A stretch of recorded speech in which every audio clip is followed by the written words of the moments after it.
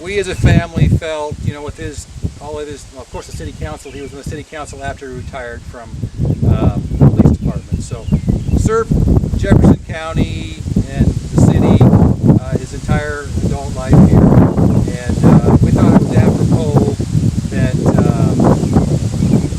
with the memorial funds that came in and kind of the separate drive that I kind of initiated, that he would want those funds to go something toward Fairbury. And Tom Schmidt and his wife Connie, who's back here, they came up with the idea that he loved this place out here so much that it'd be really fitting that we would contribute some memorial funds to this facility for upkeep and maintenance and any kind of improvements and so forth. So we'll be happy to make that donation here in a minute. But we're also very happy that the city and the county, whoever's in charge of this whole area, the city council voted to go ahead and name the facility after Dad.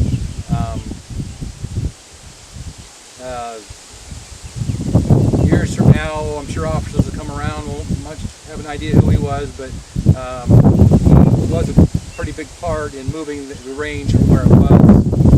I forget exactly where it was, closer to town, but out to here, and a lot of the design and improvements and so forth he was involved with. So we hope that having his name on here will be a fitting tribute and something that he would be proud of that we had done for him. And we thank the city and the county and the police department and the sheriff's department for agreeing to name the facility after him. Well, like Greg said, I'm Tom Schmidt, and Don and I went to school together. We started out, he went to country school, and when he came into town in York, we started at junior high together, and we were never apart again from that day till the day we got married.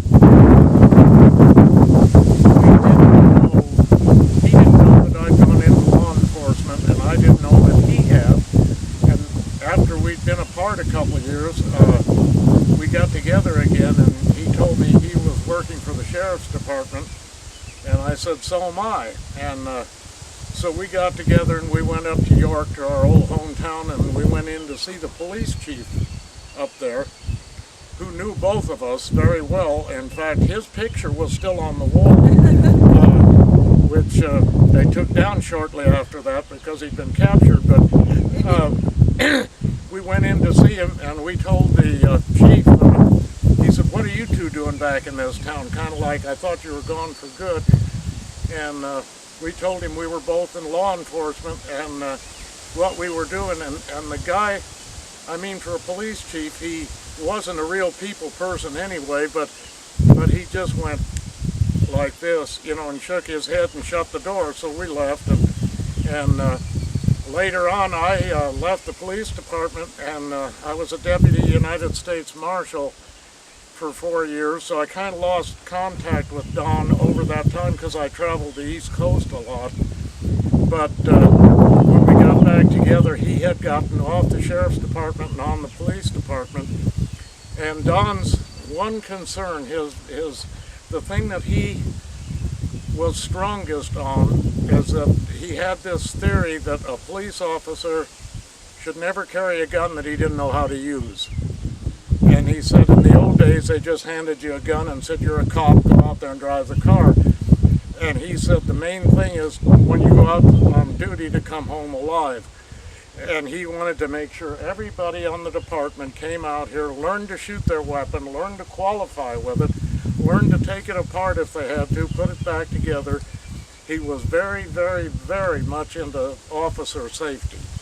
And he was the type of guy who, as Keith said one time, and I remember Keith saying it not too long ago, he was a giant of a man that was as gentle as a bear that could twist your arm off with one hand if he had to. And he was just, of all the people I've ever known in my life, he's the one person that I would say, I love that guy more than anybody else I've ever known. I always figured when it got time for us to go, that I'd be the one to go first because I was the oldest. And I still wish it would have been that way because I think about him every day, and I'm sure you do. I know Finney does because we used to go out and see him. That guy was on the patrol so long ago that he wore a cross-draw holster. Can you believe that? With a revolver in it, cross-draw. You know, that's been a while since the highway patrol did that, so it's been around a while. But he was a good friend of ours, and he's still a good friend. It was really good to see him again. And you guys that came out here today to pay your respects to him, I don't know how you could do it any better than to making this range contributed to Don Trimm, who spent hours and hours out here teaching people how to shoot that weren't even police officers, to make sure they didn't shoot their wife or their husband unless they really wanted to. Because these accidental shootings, you know, if you knew how to use the gun, they didn't happen.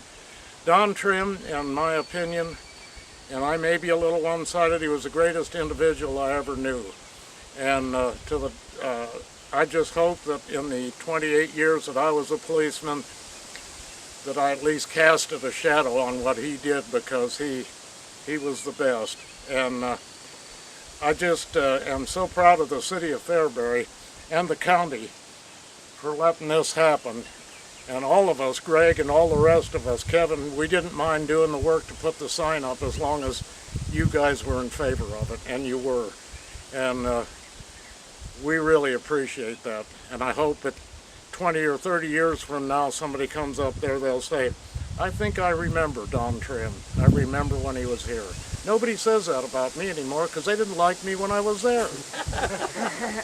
Okay, thanks a lot. Well, on behalf of the city of Fairbury, I think it's only fitting that the family do exactly what has been done. We at the city felt this was really important to allow this to happen, but you're the people, the family, are the people that put this together, and I think that's very important, because Don was a Fairbury man. It didn't matter what he was doing.